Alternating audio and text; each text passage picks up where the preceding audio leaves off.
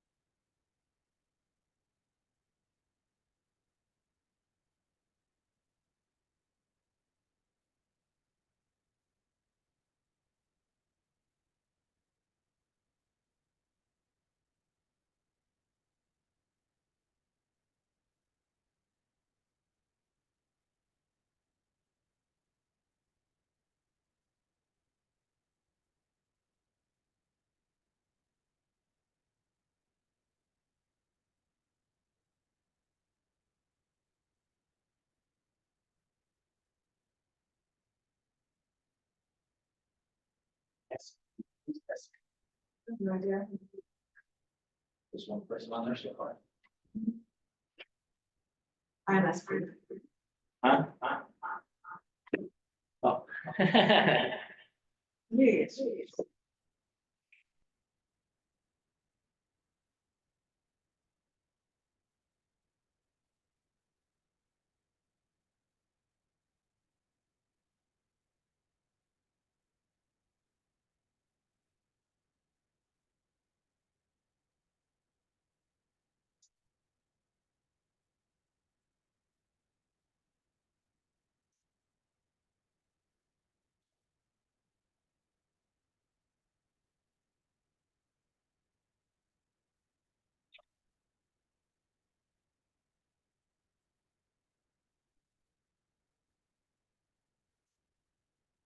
Friday is always a tough day to do classes.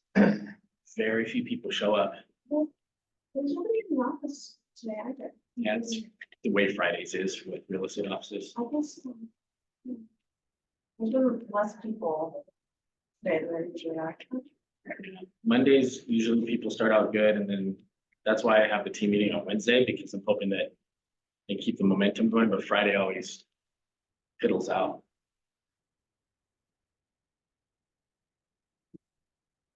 Is it being recorded? Yeah.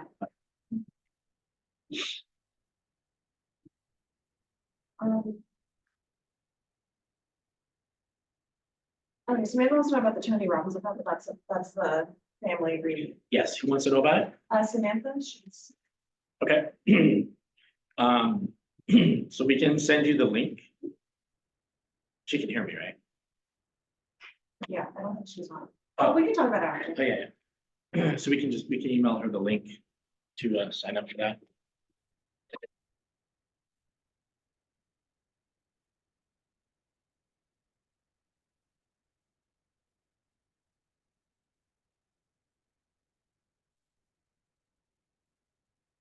I think me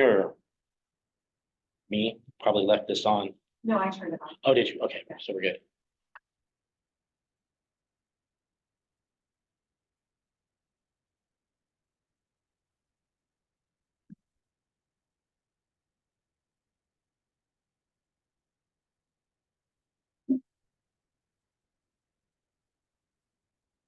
What's up, Trace?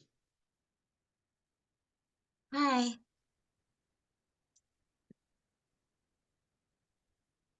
probably gonna be boring because you probably heard all this stuff 100 times already. That's okay. I like to listen to it again, be there for support. Love exists.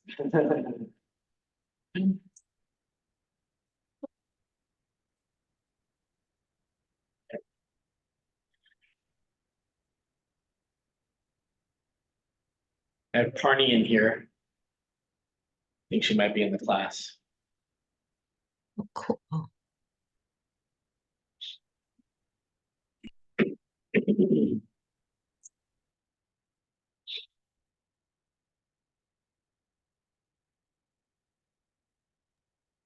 I'm getting ready to stress bake. What is it you're baking?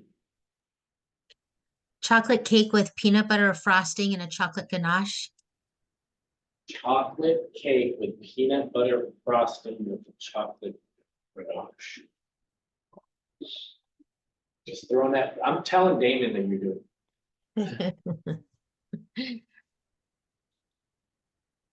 It's because of football. Damon's answer to me is like, it doesn't matter what she does, you're responsible for what you put in the mouth. Oh, does that mean you've been throwing me under the bus? No, not at all.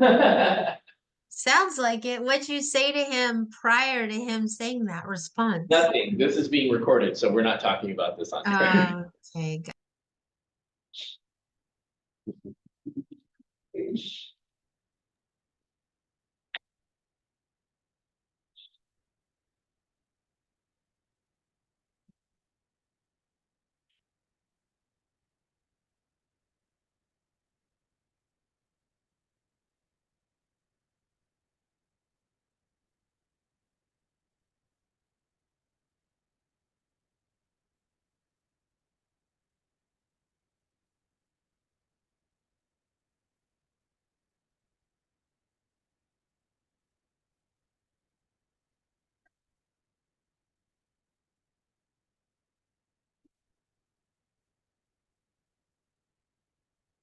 1 minute.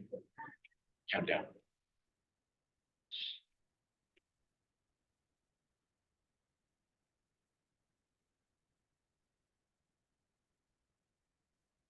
Barney, and you're my only audience member. You have to come. You're my only audience member. Nobody shows up on Fridays. Fridays is a really hard day to do anything. Unless there's something going on, to, you know, Oh, well, they will show up. you have somebody? Yeah. Joseph here? Let's get Joseph in here. Yakov, Good morning. coming in under the wire. I like it. Okay. Good morning. Good morning, good morning.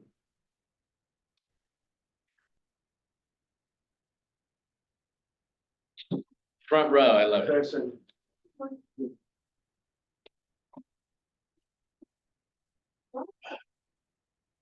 Everything okay?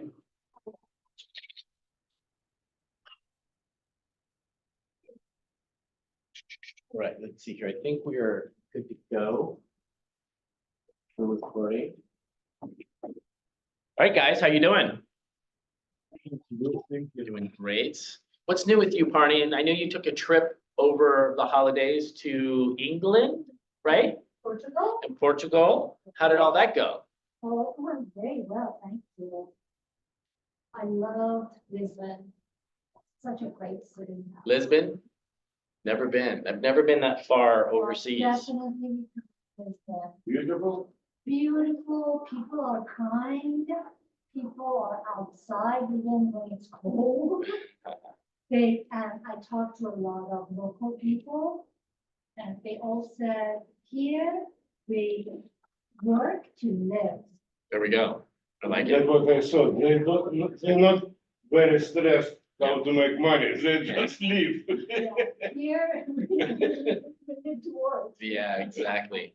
All right, so we're recording this, so you can go back and look at it later if you want to, once we put it up on the site. But what I want to go through is we started this whole journey with the 3-step process to making either your first 6 figures or your next 6 figures on top of what you already have. And so I'm going to go through the 3 steps briefly, but I'm going to really focus on the last step, which is the most important one that anybody can implement at any time, regardless of where they're at. So the 3-step process, the first step is foundation. And this is getting your online presence set up, your database set up, and your website set up. The reason that's important is that when people start searching for you or somebody refers you, somebody's going to search for you, and what are they going to find? And so that's really important because sometimes people get more than one name. They said, you should talk to so-and-so, you should talk to so-and-so, you should talk to John, you should talk to Mary, you should talk to, Kelly. And if they search all these people, like sometimes in today's world, what shows up means something. So that's online presence, so social media, socials, and anything online. Your database is all your people. So I'm going to give you the real basic framework of how this should work. So like all your people in your phone, all your people that you know, anybody you know, friends, family, coworkers, anybody, there's nobody that should be exempt from being in your database. Everybody goes in your database. And then your website. People want to know about you. One of the best places to direct them is your website. When they search your name pops up, and your website should be one of the first things that pop up. If you have a KW website and they search Parney and Keller Williams, like it should be one of the first things that pop up. And a lot of people have, and I'll give you an example, is they have like frank.kw.com is like, that's basically the website that we give you and how it shows up. What you should do is there is a way, and we have training on this, on how to make it frankb.com. So there's no KW in here. You don't need the KW. We give you the support, we give you the training. You don't really need, like, nobody's going to use you because you're part of Keller Williams. So you should get this set up. So it's just your name straight that will help you with search engine and all that kind of fun stuff. So that's really important. If you guys have questions about any of this stuff, let me know. Step 2 is lead generation. Lead generation is I'm gonna make a little phone here, calling all of the people in your database. So no matter who they are, no matter how long it's been since you've talked to them, you call them up and you have a conversation with them. The key to having a conversation with people in your database is, what do you say to them? Because we, as salespeople, we want to sell a house. So especially people that are newer, they want to jump on the phone and try to get a sale. They want to get a quote unquote lead. They want to get somebody to buy or sell right away, but that's not the way real estate typically works. People will buy and sell for specific reasons. Nobody's going to wake up in the morning and say, I just think I'm going to sell the house. Or, you know what, let's go to lunch and buy 6 houses. That just never happens. People buy and sell because, you know, they get a job, they lose a job, they get married, they get divorced, they have a baby, kids move out. Like, there's specific reasons. So when you call your database and you call everybody you know, even if you haven't talked to them in 10 years, your job is to figure out where are they at in that process. And so you have that conversation. When you have that conversation, the most important thing is put it in the notes. Details about the conversation. How long did you talk? What did you talk about? What important information, like, you know, kids in college. Glenn's calling me for some reason. Kids in college, dog's name, cat's name, animals, birthdays, like everything means something because everybody's going to be a little different. And you want to put it in your notes because when you call them back, or if you send them something, you want to be able to refer to the notes to refresh your memory, because you should have a minimum of 300 people in your database. Everybody on, statistically it's proven, the average person knows about 300 people. So I found people that were like 18. That's really hard to find 300 people, but we could probably go back through high school and find people. There is ways to get to 300. That is not an issue. So now you have everybody in your database and you're calling everybody. And I always refer to the Ford script, the family, occupation, recreation, and dreams, if you want a framework on what to say to people and how to say it to them. So step 3, to me, the most important step, is follow-up. So no matter what you're doing, no matter when you call them, no matter anything, you are always following up with everybody. That is just the basics. You're following up. And you don't have to call them and say, hey, I'm following up. You call them and you're checking in with them to see how they're doing. So I'm going to give you the framework for follow-up. That is really important. So the first thing you're going to do,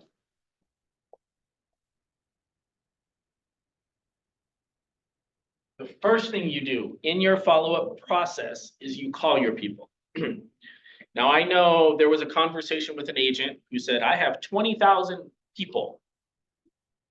And one of my coaches said, you should probably start calling those people. And he goes, you know what, I'm just going to email them. So when you don't call somebody and you just email them, that's called spam. They're not going to really look at anything you send them as a real communication if you don't call them first. If you call them, it's super personal. It's connectivity. You're connecting with them. You're finding out how they're doing, checking in with them. Again, if you notice with the lead generation, everything we talked about, we haven't talked about buying or selling real estate. We're not saying, hey, do you want to buy or sell a house? No, the goal is to make sure that they know you're in real estate and to check in on them to see how they're doing. Like your best friend.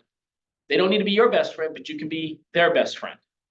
So you make a personal phone call. So the next question I get asked is, what if they don't answer? That's fine. The hack to get people to answer is that you call them. If they don't answer and it goes to voicemail, you hang up and you wait a minute and then you call back, because when you call them that first time, you don't know what they're doing. They could be on the phone with somebody else. They could be going to the bathroom. They could be doing a myriad of different things. So you wait a minute, because they may be like, oh my gosh, you know, I want to talk to Joseph, but I'm doing something. And so you call them back, and if they don't answer again, that's when you leave a voicemail. And your voicemail is just, hey, I'm just checking in on you, just wanted to touch base with you, wanted to say hi, just something very friendly that's not real estate related. The phone call has to be first. I cannot emphasize this enough. No text, no email, no nothing. Number two, so I have a framework here that I can send to everybody. So this, on an annual basis, how much should you call them? 12 times a year, once a month. Now, what'll happen is you're gonna call everybody, and that's going to change. Doesn't have to be mandatory 12 times a month. It has to be 12 times on an annual basis. So you may find somebody that wants to be communicated with more, wants to be communicated with less, wants to be communicated differently. You're not gonna know that unless you start actually having these conversations and communicating with them. There's many people that I've called, and text message is better for them. Email is better for them. So once you make the initial phone call and you start following up, then you start learning who these people are and what's best for them. Number two is what I call a just a note. After you call somebody, now this is calling and speaking to someone irregardless. Whenever you have a conversation with somebody, even if it's random, even if it's a few second conversation in the hallway, you said hi or whatever, you get a just a note, which is a note that says, hey, I just want to touch base with you. It was great seeing you. Just a little follow-up note. So it's a follow-up note to the conversation you just had. So that's going to emphasize and remind them. So if you send a just a note out in the mail today, when you spoke to somebody yesterday, they're going to get it in a couple of days. So that's 2 touches within a couple of days. In a couple of days. In a couple of days. So like, don't send it like a week later because they're probably going to forget. But if you're like, hey, it was really great seeing you at the gym. Like, it's great to hear how great the kids were doing. Like, just something super personal. The personal touch is really important.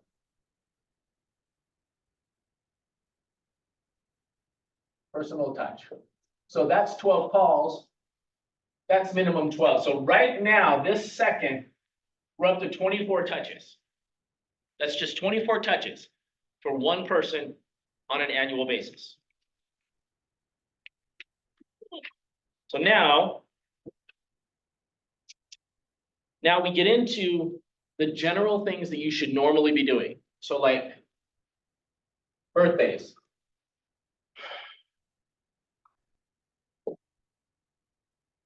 Holidays.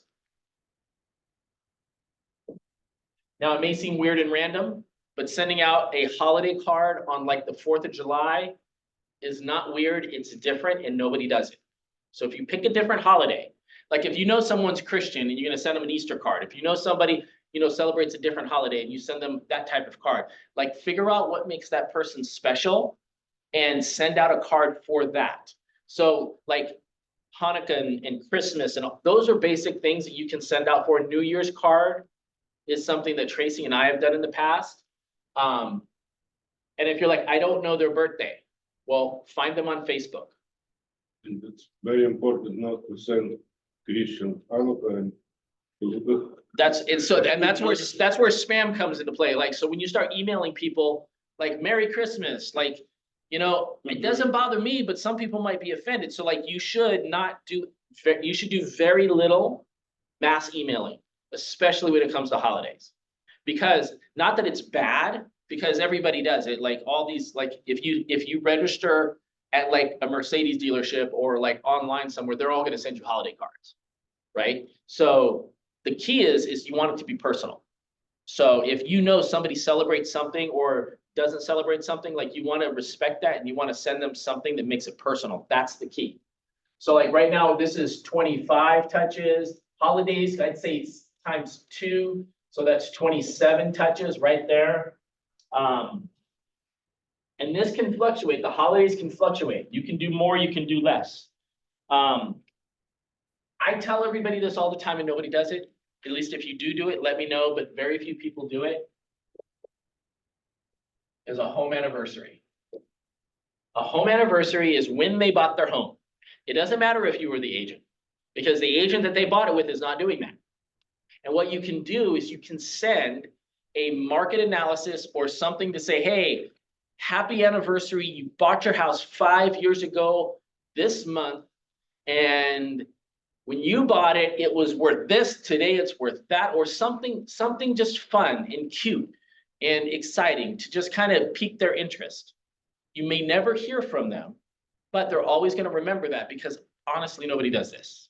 So home anniversary and anniversary. So that's 28 touches. So now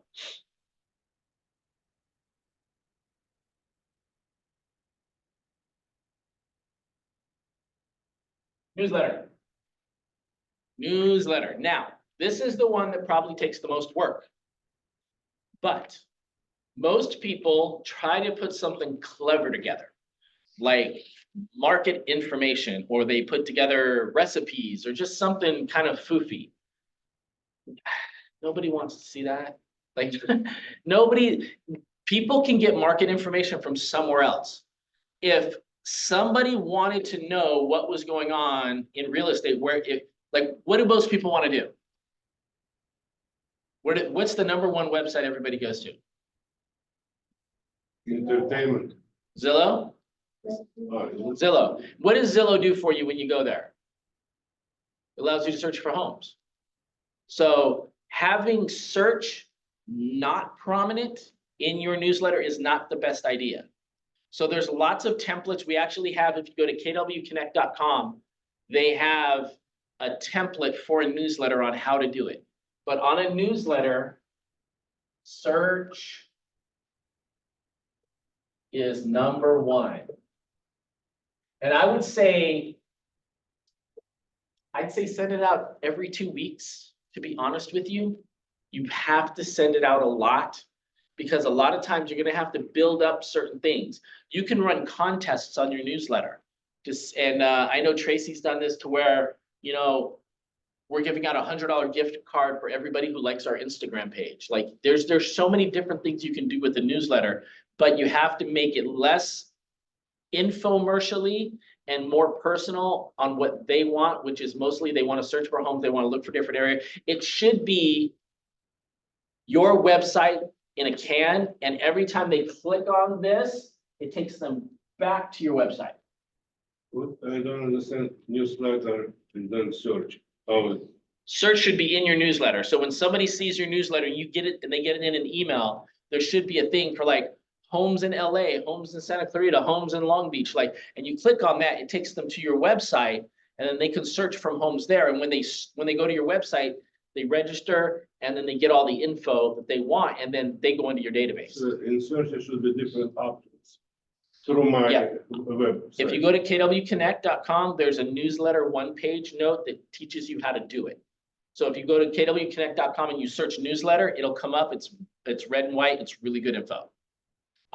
So this is ×2. So this would be 24 times. So if you add that, somebody help me do math. That's 8, 9, 10, 11, 12, 42. We're at 42 touches right now. That's it. Now you can do it once a month. I suggest 2. It is not too much. Does anybody think that it may be too much? Okay, good.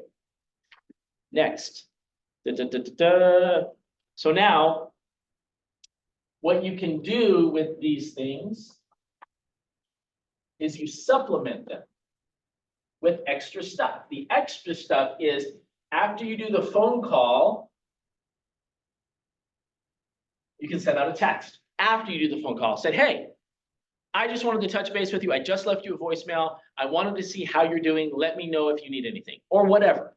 Something that's personal, not real estate stuff. Again, they have to know you're in real estate. And if you call them and you talk to them enough, they will know that you're in real estate. So your job is to touch base with people to check how you're doing.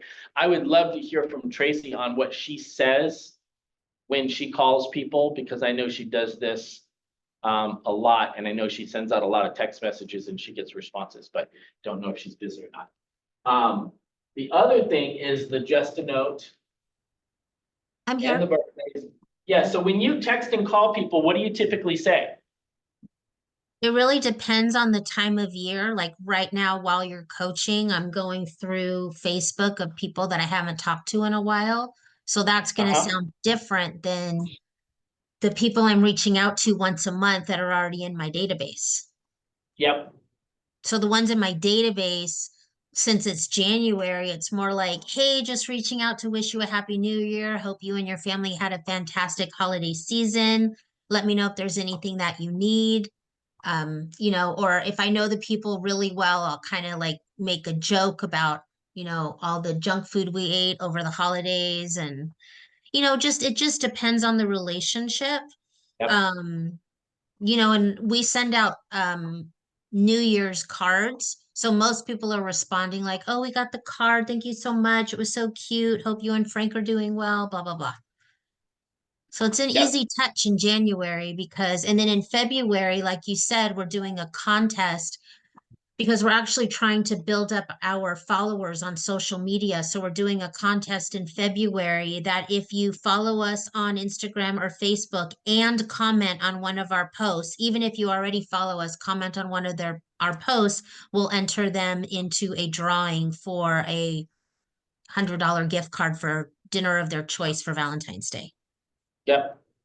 And I heard this somewhere before. It's like, if you want to do something, go make 10 reservations for Valentine's Day in 10 different restaurants, and then post online. If you forgot to make a reservation for Valentine's Day, call me, I got you.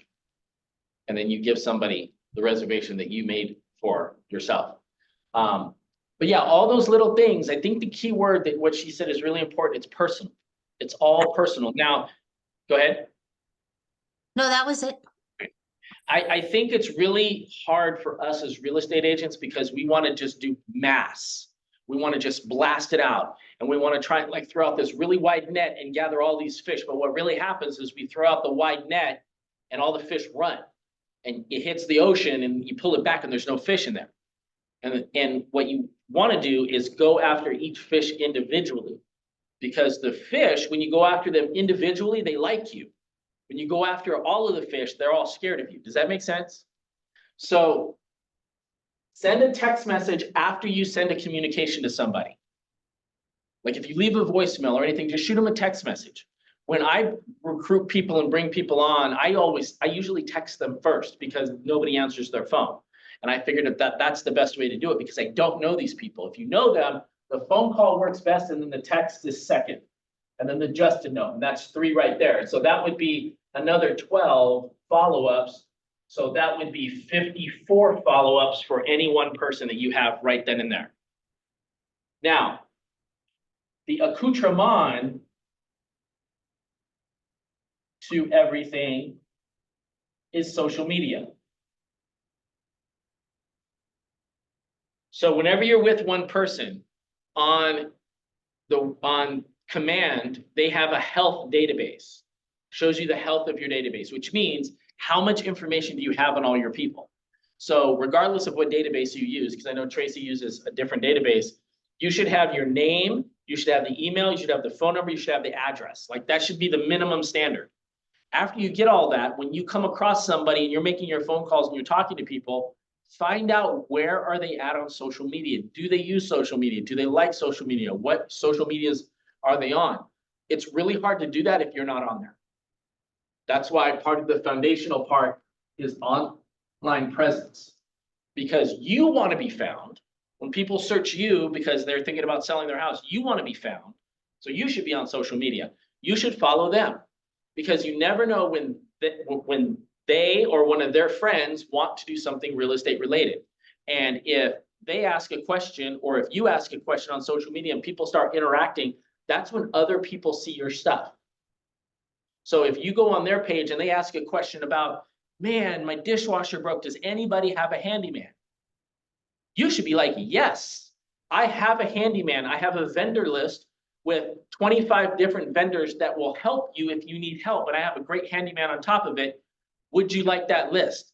You post that on there. You don't private message it. You post that on there and then guess what? One of their friends are gonna be like, that's really cool. Can I get a copy of that list as well? I do that with this class. I get on social media and I talk about this class, like, hey, I'm doing this class, and people are like, oh, hey, can I get on that? Can I get on? Can I get on that? So when you post on your friends' social media, their friends see it. Those are people you don't know. That's really important, right? Because that's what you want. It's all about attention. Social media is all about attention, and you want attention to get more business, right? Not a lot of head shaking in the room right now. So social media, so when you come across somebody and you don't have any of their social stuff, find out where are they at. What's their social media platform of choice? A lot of realtors like Facebook. Some people like Instagram. Some people are slowly gravitating towards TikTok. Some people are on YouTube. Very few people are on YouTube when it comes to our age or whatever. But Instagram, Facebook are probably the top two. And the one that everybody's sleeping on is probably LinkedIn. LinkedIn is really good because it's a professional network and it has people, if your person has an executive level job, they're probably on LinkedIn at some level. And connecting with them on there and creating a LinkedIn page for yourself and posting on there is going to give you a lot of value that you're not going to see the return on investment right away. But when somebody searches you, LinkedIn, Facebook, all of those have a lot of juice to rise to the top. So if you're posting and so on Facebook, it's liking, commenting, and sharing. So when you like somebody, that helps you with the algorithm. And if you start commenting, if you look through your list of people and you find somebody that's like, I have a friend in my friends group, he owns a gym and he was in the Inc. top 500. So he's very well off, drives expensive cars, and I comment on all his stuff all the time. What happens is if you comment and you like somebody's stuff enough, it just starts showing up in your feed and you start showing up in their feed. And then if you really want to get their attention, he had a piece of gym equipment that he basically created for himself. And so when I saw that, I shared it. And I was like, that's really cool. Check out my friend's stuff. And I shared it to my page and he immediately responded and said, hey man, thank you so much for that. I really appreciate it. That's the best thing you can do. It's like a referral when you share other people's things. If you want reciprocity and people to share your stuff or people to see your stuff, you share other people's things. That's really important. So right now, let's say we do 5 of these per person per year. That's now at 59. Let's just call it an even 60. So you send out an extra text message just for fun. So that's 60 touches for one person in your entire database on an annual basis. Now, when you think about that, that's less than 5 per month. It's not a lot. It just seems like a lot because not a lot of people do it. But if you want to pay attention to somebody, this is one of the problems that I see with real estate is they'll send out mass emails, they'll send out mass text messages, they'll send all this stuff, and then you'll get classified as just I'm in that person's marketing. That's what they're going to think. But in reality, you're going to talk to somebody in your database and they're going to be fine. Their job's going to be fine. Their wife is going to be fine. Their kid's going to be fine. Everybody's fine. They're great. They're fantastic. And then you're not going to talk to them for another 4 to 5 months. With that 4 to 5 months, a lot cannot be fine. A lot of things can happen. And if there's another realtor talking to them more than they're talking to you, that person's probably going to get their business. So that's why I say call them once a month and then just follow up. Because if you're friendly and kind and you're not asking for real estate business, it's literally just follow up. And they're not going to get annoyed because everybody thinks, well, it's too much. They're going to get annoyed. No, that's you making a judgment call in the situation and it doesn't happen. And if they get upset and they get mad about it, they're not going to use you anyway. So don't worry about it. Mark them off, move on to the next one. Does that make sense? Yes. What are your thoughts, questions, concerns? Would love to hear concerns. Parney, and you have to have a concern. I know you. No? So what if you don't know? Well, so it depends on where did you find them? And Let's say I sent a card and there is a need capture segment on the card. They went on that lead capture. They have to sign up to get the info and it comes to me at the, Okay, so what info were they asking for and where did they go to get it? how much they have. Okay, so the first thing you do with that is you call that person. What if I don't have it? What lead info are you getting? Address. So if somebody wants info, how are you supposed to get it back to them? If you don't have their phone number. Just stop by their property, give them, that's what I've been thinking, stop by their property, drop off like a. So the only thing you have is their name and address. So your job there is to get the information, and the only choices you have at that point, depending on how good this lead may or may not be, is to go to their house, knock on their door, or send them something in the mail. That is probably a fifth, like, I don't know, it's a half-assed lead. Like, it's not a real lead because they came from some random place online. You only have their name. We don't know if that's even real, and we don't even know if the address is real, because in today's day and age, people put in a whole bunch of stuff sometimes. Like it's the sister putting in for the mom or the brother or the son or whatever, and it's just, you just never know. So that's not super credible. I'm talking about the people you really actually know. Because like when you talk about, this is the part that I think is really important. We as real estate agents want to complicate everything. So like you have a person, John, okay? You know John from somewhere. You're friends with John, or friendly with John, your acquaintances, whatever. You have his number, you have his address, right? So you put him in your database. And then you follow up. That's it. That's literally how real estate works. And if you want to do real estate at a super high level, this person turns into 500 people, 500 Johns, 500 Johns, 500 Tracys, 500 whoever.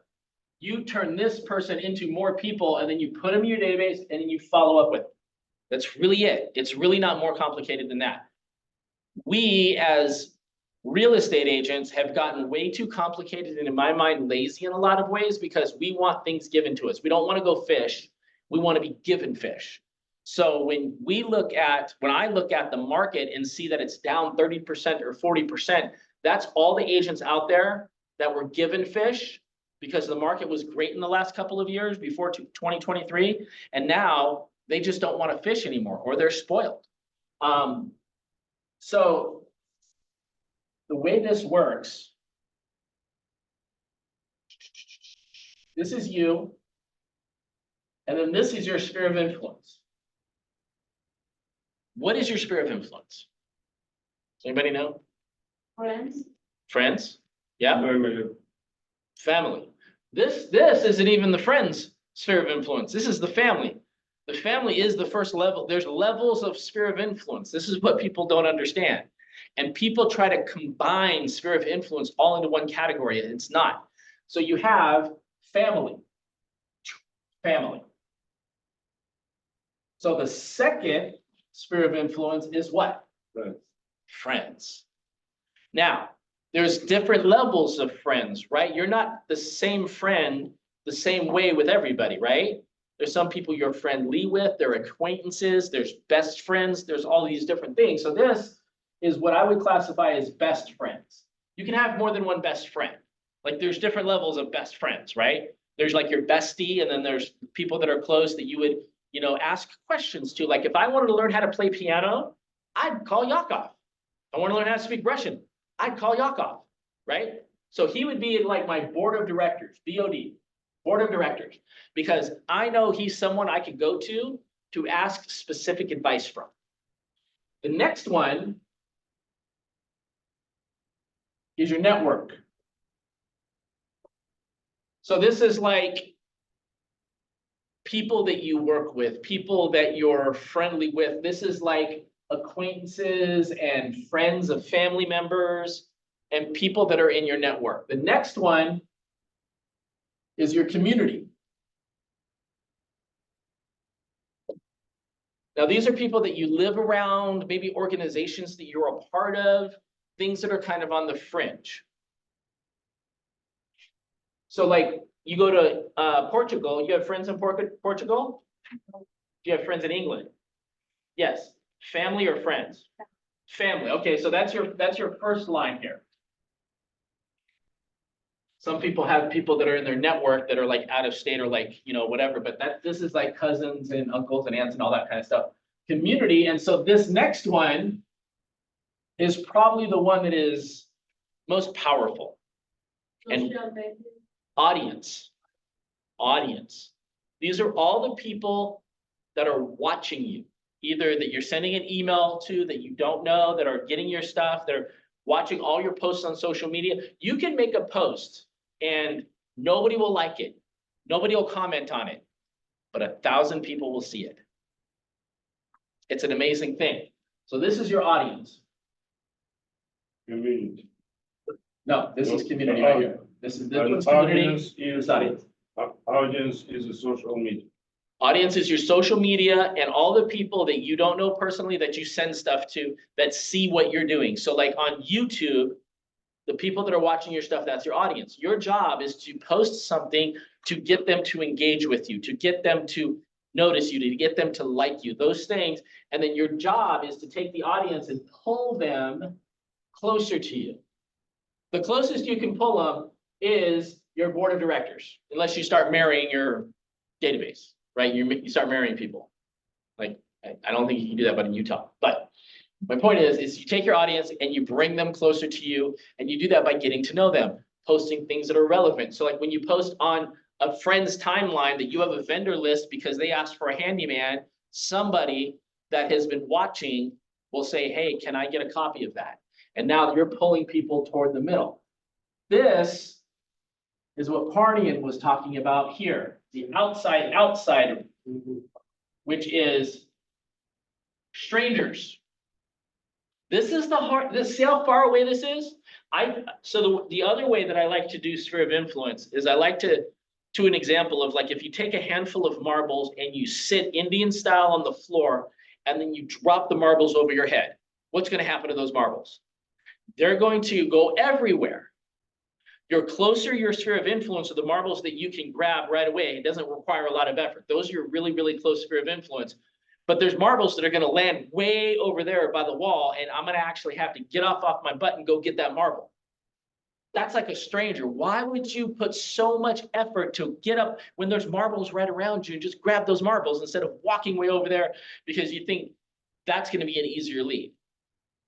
Because you're being given it because you signed up for something. And this is everybody. Like if you go online, you can find some service that you pay or agree to that they're going to give you leads. Leads are just people. That's all they are. And people are just relationships. And it's going to take a lot of money and a lot of time to actually cultivate people you don't know and pull them in. The average online lead, a little over a year ago, it took them about 18 months to make a decision. So that as great as that lead you think it is, it's going to take them a long time to where all you have to do is call the people you know and find out where they are in the process. Do they love California or do they plan on moving out? Because California, people are moving out. Like, you know, there's a lot of statistics, there's a lot of things out there that show that a lot of people are moving out. And when people move out of state, that is not a reason to stop talking to them, because you can get referrals from other agents. So like I have somebody that if somebody wanted to buy or sell in Vegas, I could contact them.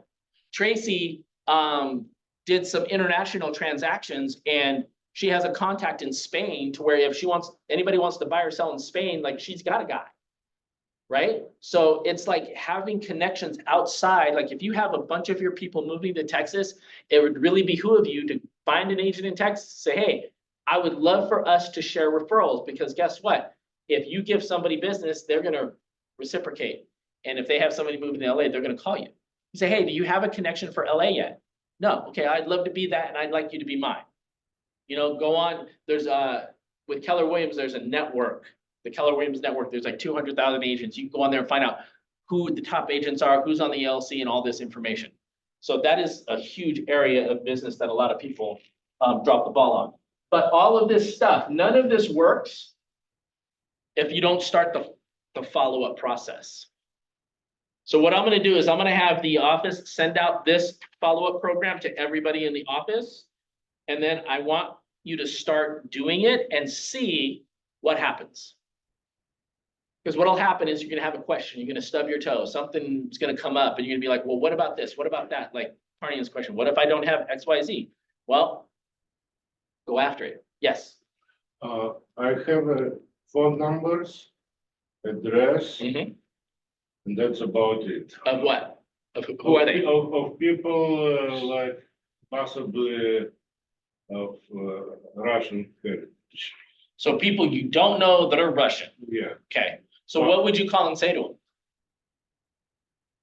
Happy New Year. And they'd be like, who are you and why are you calling me? Exactly, that's my question. Yeah. So if so, I'll entertain the question. So what I would do is I would try to find them on social media. Mhm. And I would just start trying to create a relationship. Yes. But this is the thing, is that that would be the last thing I would ever do, for the simple fact that you have family members. You have family members and you have students. No, Right? it's, I bought a list from a while ago from title company, Yeah. and they sent me quite Mhm. good amount of people. But I'm not afraid to contact them actually, you're afraid to what? to contact them and start talking. 100%, because you don't know them. I don't know what you would say. So, but you have a whole list of family members and you have a whole list of students from when you used to teach piano, or you still teach piano. I don't know. I do. You do. So what about those people? When's the last time you talked to them? All my students know that I'm doing real estate. It's not what I asked you. When's the last time you talked to them? About real estate? No, just in general. Just to say, hey, how are you doing? I don't remember. Yeah, so that's the point, is the follow-up process is that all of those people, like before you start contacting strangers, that's way out here. Hmm. Your community and your network are those people, that's your family, and these are all these people that are so much closer to you.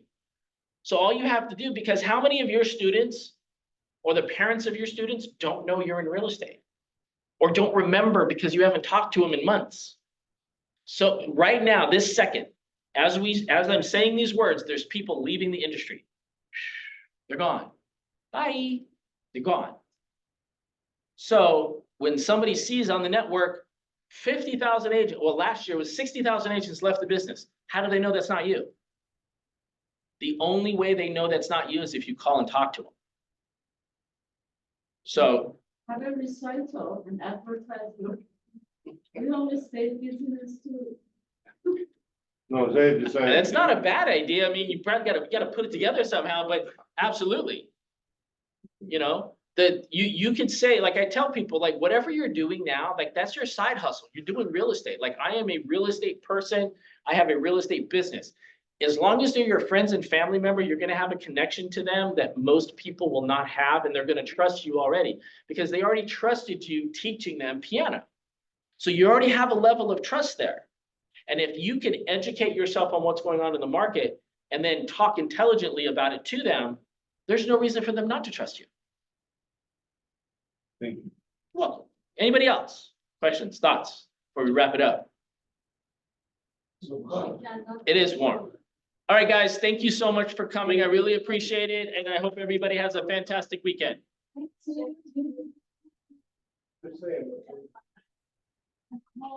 Thank you. Thank you, Samantha. Thank you, Trace. Anybody else? You're welcome. Thank you. It's hot in here, right? Very hard. I was. Well, yeah, I mean, she doesn't have control over it. It's the Who's building, the controlling? building. They control all that stuff. I would love it if we could control it. I think Sandy would love it too if she could control it. Oh my God. That's so hot. It's not your fault. No, I know. I contacted them earlier and they haven't gotten back. I complain when it's cold, they make it hot now.